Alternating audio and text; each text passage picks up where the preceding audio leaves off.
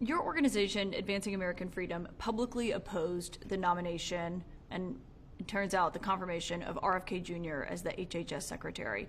The United States right now is facing its single largest measles outbreak in 25 years. Do you trust his leadership in a moment like this one? Well, as you know, Caitlin, I'm pro-life. I don't apologize for it.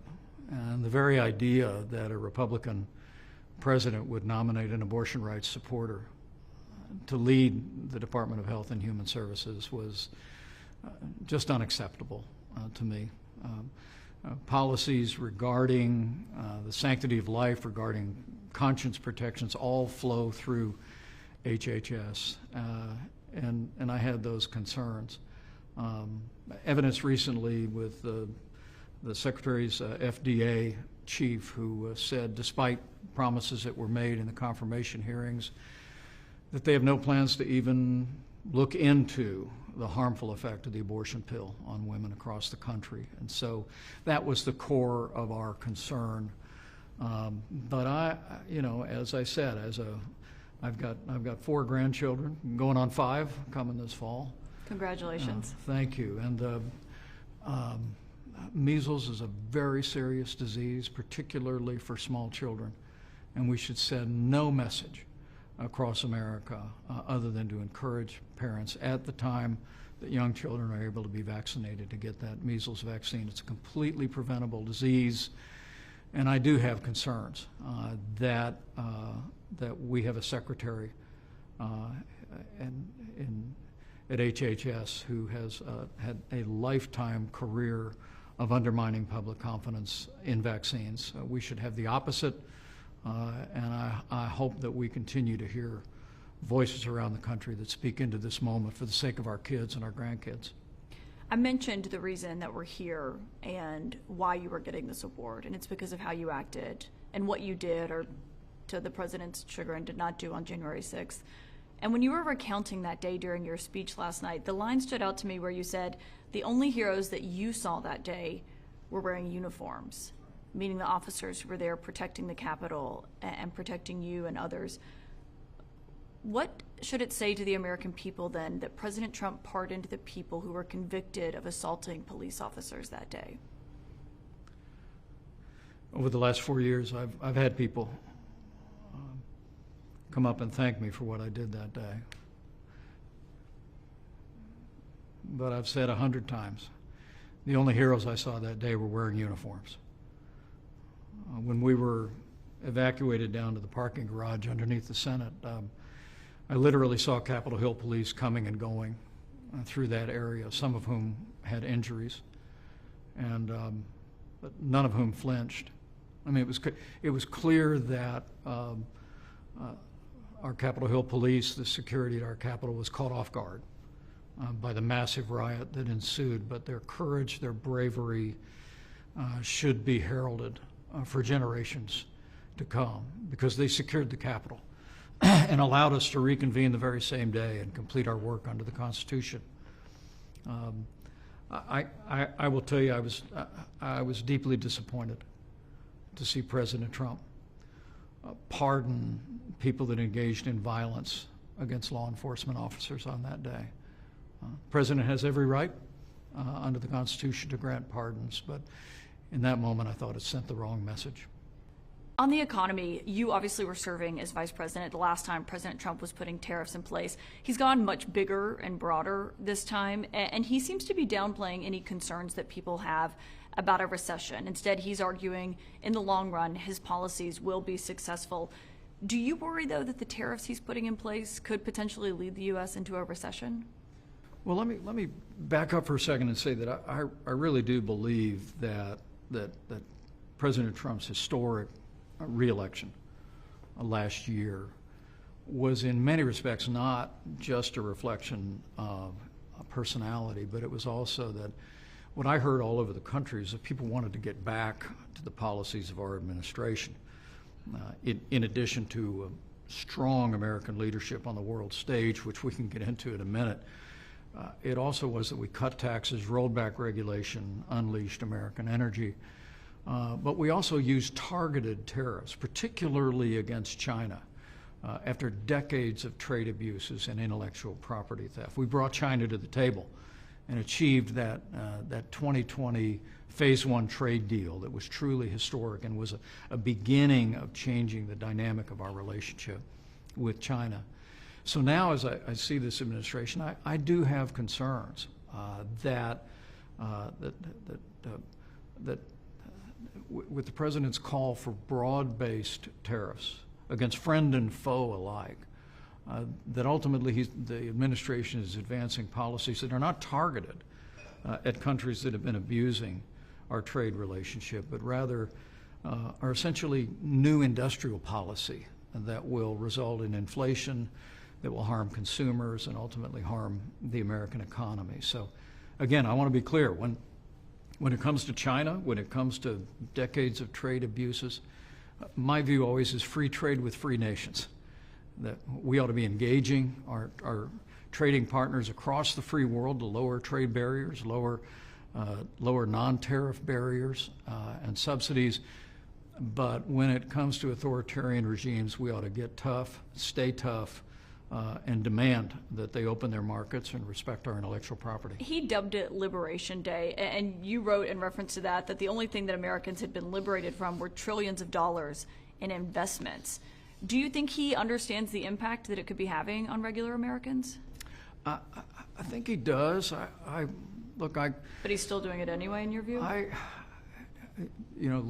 President Trump and I had many long conversations about trade in our 4.5 years. I strongly supported our administration's policies on trade, including the get tough policies with Mexico and Canada that resulted in the United States-Mexico-Canada agreement, the largest trade agreement in U.S. history. But we were well on our way. We'd renegotiated a trade agreement with South Korea. We were well on our way to a new trade agreement with Japan, with the UK, even the EU was in discussions. But it was all based on using his instinct that tariffs serve the American economy to bring our trading partners to the table, to open up markets. My concern now is I see the president following more of what I think has been his historic view, that at the end of the day, a certain minimum threshold of tariffs on all goods coming into the country will serve the American public and our economy. Some people believe that. I hold the view that trade means jobs, and that if we were to erect even the 10% minimum tariff that is on today, if that was all that remained after this, I think ultimately it would stifle American growth, limit prosperity, drive up costs for American consumers, and we ought to be driving again toward that principle of free trade with free nations and standing tough, standing firm on authoritarian regimes like China. So you think he's wrong on tariffs? I do think this version of tariff policy that's broad-based, indiscriminate, applies tariffs to friend and foe alike, is not a win for the American people. One argument he's been making lately is that maybe children will have to make do with fewer toys, fewer dolls. The quote that he had yesterday was, "I'm just saying that they don't need to have 30 dolls, they can have 3. They don't need to have 250 pencils, they can have 5. Do you think the American people buy that argument? I have 2 grown daughters. I have 3 small granddaughters. And look, keeping dolls affordable, keeping our kids' toys affordable, that really is part of the American dream. I remember recently the Secretary of the Treasury said that cheap goods was not a part of the American dream. Well, I'm somebody who spent almost my entire life in public service. We lived on our paycheck while we raised 3 kids and put 3 kids through college. Cheap goods are a big part of it. And I think we ought to be candid about that. What I will give the president credit for is conceding the fact that his tariff policies will raise the cost of goods for consumers, whether it be toys or pencils or other products. And I appreciate him being forthright about that. I just think the American people but is he being cherish forthright their about freedom that? to cherish their freedom to purchase their goods at the lowest possible cost. And that's not to say that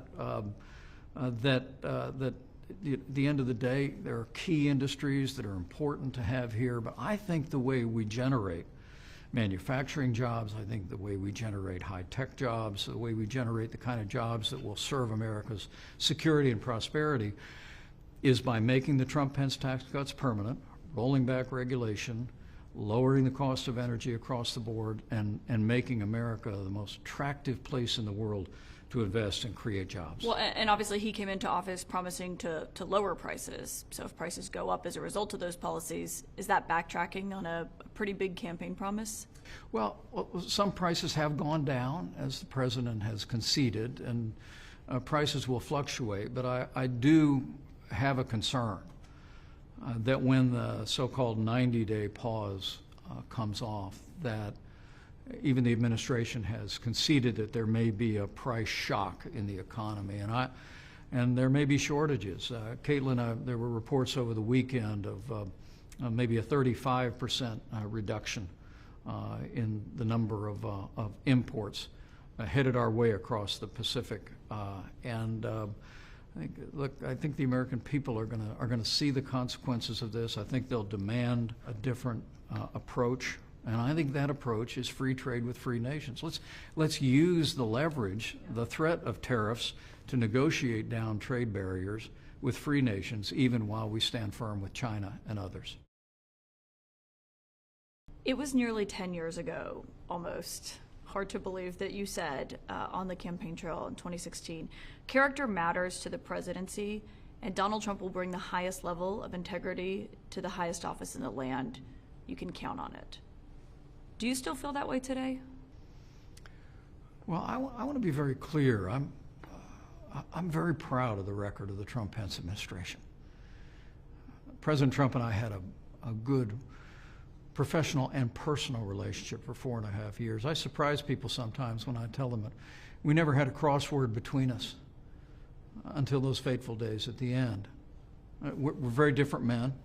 We have different ways of expressing ourselves, and in some ways different priorities, but we had a great working relationship, and I think we delivered for the American people. For me, ultimately, character in public life is about doing what you said you're going to do. And we did that in our 4 years. And I will tell you that in the early days of this new Trump administration, I think the president in many ways has been doing that again. He's delivered on securing the border. He's restored morale in our military, where now recruitment in our military, having been flagging over the last several years, is now exceeding goals in every branch of our service. We took the fight to the Houthis on their soil on our terms and fought back after the Biden administration had largely abandoned the region. And I think all those steps give evidence of the fact that President Trump is keeping his word to the American people, just as we did. Where I'm going to continue to seek to be a voice as a happy warrior and the conservative that I've always been is where I see this Trump administration departing from the successful policies of our administration, whether it be making the tax cuts permanent, when some in and around the administration are talking about actually raising the top marginal rate, a move that would be an enormous tax increase on small business owners across this country. Where I see the wavering support for Ukraine, it contradicts the strong leadership on the world stage that President Trump and our administration provided in our first 4 years. And where I see a marginalizing of the right to life, both in personnel and in policy decisions, and that's different from our administration. What do you attribute those changes to? We stood strong for the right to life. What do you attribute those changes to? I mean, if those were the policies when you were there, and this is what's happening now, is it because you're not there? Is it staffing, or is it the president himself that's changed? Well, I can't account for it. I know that it's true to say that personnel is policy. We had a diversity of views around the president. His leadership style was to put a lot of people around that resolute desk in the Oval Office, hear a lot of ideas, and I hope even from the outside that I and others can maybe give the president another thought, remind him of the policies that succeeded in our administration, that created security and prosperity and strengthened the values of the American people, preserved our liberties and our courts. And whatever the future holds for me, I'm going to try and be a consistent voice for those conservative values that I think are not only the right policy for the Republican Party, but I think they're the best way forward for a boundless future for the American people. Vice President Pence, thank you for your time. Thank you, Kate. You have been very outspoken on foreign policy, especially when it comes to the war in Ukraine. You've traveled to Ukraine, met with President Zelensky. When President Trump says that he thinks President Putin wants peace, do you agree with that? Well, I think if the last 3 years teaches us anything, it's that Vladimir Putin doesn't want peace, he wants Ukraine. And the fact that we are now nearly 2 months following a ceasefire agreement that Ukraine has agreed to, and Russia continues to delay and give excuses, I think confirms that point. Look, I've met Vladimir Putin. I have studied his leadership in Russia over the decades, and I really believe that Putin only understands power. And it's the reason why in this moment we need to make it clear that the United States is going to continue to lead the free world to provide Ukraine with the military support they need to repel the Russian invasion and achieve a just and lasting peace. The wavering support the administration has shown over the last few months, I believe, has only emboldened Russia. We continue to see their brutal assault on civilian populations, claiming innocent lives. Now, let me be clear, this is not just about Ukraine for me. I mean, I really do believe that if Vladimir Putin overruns Ukraine, it's just a matter of time before he crosses a border where our men and women in uniform are going to have to go fight him. I mean, Latvia, Lithuania, Estonia are all NATO allies, and if Russia crosses those borders, we have a treaty obligation to engage them militarily. I hold, as we sit here at the Kennedy Library, I hold to that old Reagan doctrine that if you're willing to fight our enemies on your soil, we'll give you the means to fight them there so we don't have to fight them. And that's the principle we should be following here in giving President Zelensky and Ukraine the military support they need to repel and to stand down that brutal Russian invasion. You talked about studying Putin. There has been some concern or questions that maybe he's stringing the president along, that he's just slow walking the negotiations with no intent of coming to the table. Do you share that view? Well, I think President Trump is starting to suspect that. He said not long ago that he was concerned he might be tapping him along, as he says, in that New York parlance. And I think he's right. If I was sitting with the president right now instead of you, I would tell him, follow your instincts on this. That's who this guy is. And he only understands strength. I mean, look, there's a reason why Russia never even attempted to redraw international lines by force during our first 4 years. And that was because our administration rebuilt our military. We took down Nord Stream 2, which was a tremendous blow to Russia. We gave approval to our military in Syria to take out 100 Russian mercenaries without a single American casualty. We fired cruise missiles not once but twice into Syria against Russia's ally, the Bashar Assad regime. Russia knew we were willing to use military force to defend our interests and our allies. And so different than the Bush administration, the Obama administration, and then the Biden administration, Vladimir Putin stayed across the border during our years. And it convinced me more than anything else that this is a moment for American strength. And the pathway to peace is by an unwavering commitment to freedom. Given that, I just have to know what was going through your mind when you were watching that remarkable Oval Office meeting where President Trump and Vice President Vance had an incredibly contentious exchange with President Zelensky. What would you have done if you were in that room that day? Well, I've been in a lot of contentious meetings in the Oval Office, just usually not on camera. There was one occasion where we had congressional leaders in that got a little sporty. My own personal posture was to But this is let the a president have who's his fighting way. for his country, and you've met President Zelensky, so I wonder what you thought when you saw that. Well, I thought it was regrettable. I thought President Zelensky was ill-advised to take his argument before the media in the Oval Office, and I thought it was unfortunate the way the president and the administration responded in that moment.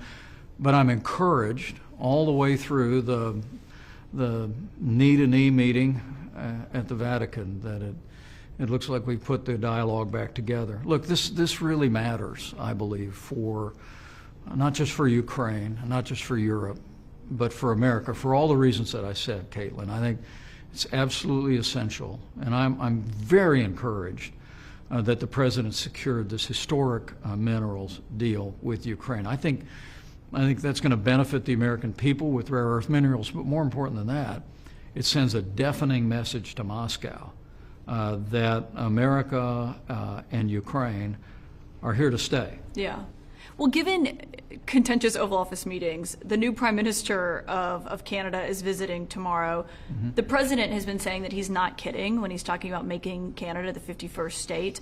What advice would you give to the new Prime Minister as he's going into that meeting? Well, I don't know that I would advise the Prime Minister of Canada. I worked with his predecessor, and look, Do you think Canada should be the 51st state? I think Canada's been a great ally of ours, whose soldiers have fought and died alongside Americans in every war since World War I. And but I think I'd suggest to him that you come in and let your yes be yes and your no be no, and speak plainly to the president. I think President Trump respects strength. He respects people with conviction and has the capacity to adjust. I expect it'll be a good meeting. Do you think he's serious when he won't rule out military force to retake Greenland or to take Greenland? Well, I think Greenland is enormously important to us and our national security. But the fact that we already have 2 military bases there and the ability to negotiate further is more than enough for us to satisfy that need, and then otherwise allow the people of our 2 nations to discuss any arrangements going forward. Okay, so you don't think it needs to be taken over by military force? I think we can address our security needs in Greenland by other means.